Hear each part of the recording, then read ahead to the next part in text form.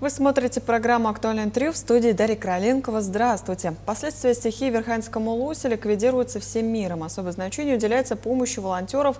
Об этом мы сегодня поговорим с Александром Максимовым. Александр Григорьевич, здравствуйте. Здравствуйте. Ситуация в Верхоянском районе действительно этой весной у нас была вообще непростой из-за паводка. Да? Расскажите, что послужило толчком вообще для направления туда студенческих строительных отрядов? Действительно, в конце июля в Верхоянском районе сложилась серьезная обстановка. Из-за сильных дождей вода поднялась сразу в нескольких реках. Были подтоплены жилые дома, социальные объекты, был введен режим ЧС. Оперативным решением правительства республики было принято решение направить дополнительные силы в район. И учитывая опыт работ строительных отрядов, по поручению председателя правительства Министерством по делам молодежи и социальным коммуникациям республики был объявлен срочный набор студентов в строительные отряды. И это действительно стало большой помощью бригадам, работающим на местах, и дало возможность молодым людям принять участие и сделать вклад в ликвидации последствий паводка. Как вообще быстро удалось организовать отправку? Насколько быстро? Мы действовали в очень сжатые сроки.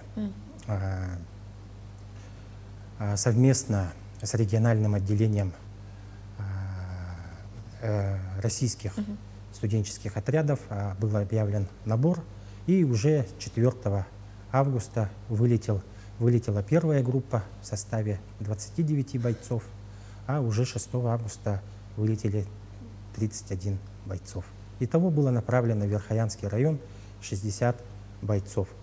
Все это было сделано благодаря совместной и слаженной работе всех министерств и ведомств нашей республики. Это и Министерство по гражданской обороне, Министерство транспорта, Служба спасения, ну и, конечно, администрация Верхоянского района. Можете, пожалуйста, рассказать немножко о этих ребятах, да, есть ли среди них местные жители? В отряд вошли студенты различных учебных заведений нашей республики. И здесь важно отметить, что ровно половина всех ребят являются уроженцами Верхоянского района. Для нас это было важно, потому что именно они лучше знают территорию, лучше понимают работы на местах и более мотивированы в помощи родным селам и городу Верхоянску. Именно они стали тем связующим звеном между остальными ребятами и местным населением. Все ребята прошли соответствующий инструктаж. Многие из них уже участвовали в аналогичных мероприятиях. Это ответственные, физически подготовленные молодые люди, заряженные на оказание помощи. Александр Григорьевич, какие конкретные задачи сейчас выполняют, да, бойцы? В каких именно населенных пунктах сейчас работают ребята? Строительные отряды сейчас трудятся в 5 населенных пунктах. Это села Дулгалах, Суордах, Сайды, Баронук и в городе Верхоянске. Основные задачи, которые сейчас стоят перед бойцами, это разборка завалов, очистка территорий, разборка полов и подвалов, просушка жилых помещений, ремонт поврежденных конструкций. Ну и также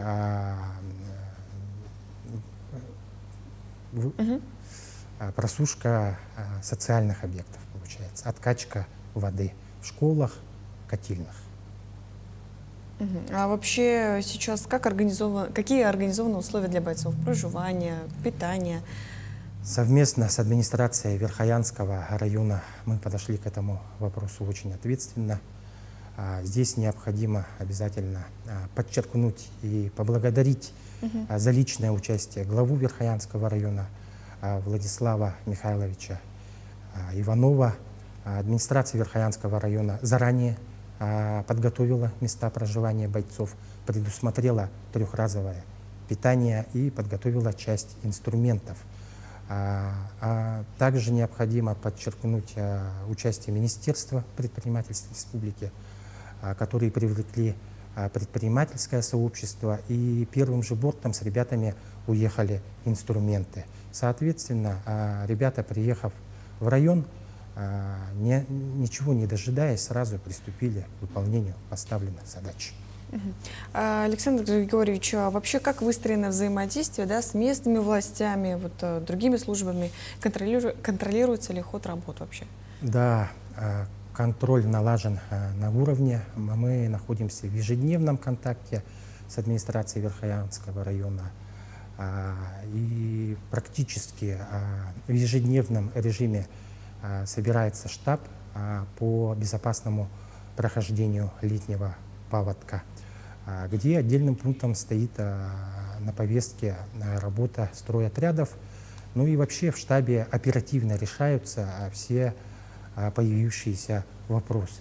Это и логистика, и отправка строительных материалов, привозка детей с подтопленных территорий для оформления в летних лагерях в городе Якутске.